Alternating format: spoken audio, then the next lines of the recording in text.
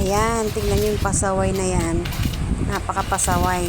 Hindi pa naman siya totally talaga magaling. May sakit pa, may follow-up check-up kami ngayon. Friday, bukas pala yun, bukas. Friday, kailangan namin pumunta kay doktora. So, gamot lang nagpapaano sa kanya. Akala niya, ganyan-ganyan na ano. Pag wala siyang gamot, iiyaw-iyaw sa sakit. Akala mo napakalakas. Tinuturuan daw niya yung pamangkin niya kung paano mag-welding. Kasi nga nag-welding daw si Kim. Tinamaan yung mata niya. Kaya ano, kasakit niya rin. Di nakapag ano, di may mulat. So, kasakit tinamaan yung mata niya. So, welding. Sakit pa sa sore eyes. Pero siya, tignan mo, akala mo napakalakas-lakas. Akala mo kalabaw yung katawan. Ay, nako. Muna ako mamamatay dito sa ano. Kikita ng ganyan.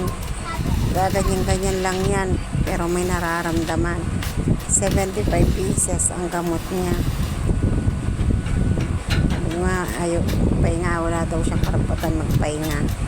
Dahil pag may obligasyon ka daw, kailangan hindi ka nagpapahinga. Alam mo naman yung iniisip niya. Pero syempre tao lang naman tayo at napapagod katawan.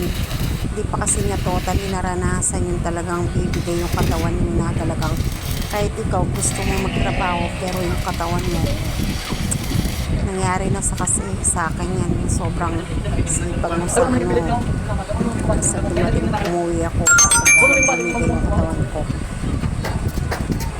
Na-ambulansya pa ako noon. Kala niya, pag pinagsasabihan, para sa akin din yun, hindi niya alam para sa kanya.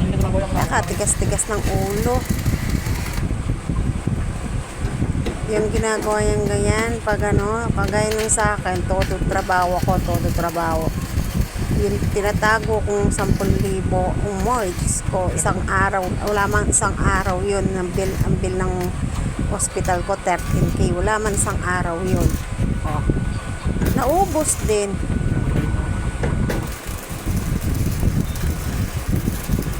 Siya, hintayin pa ba niyang ganoon? Tingnan mo, akala mo napakalakas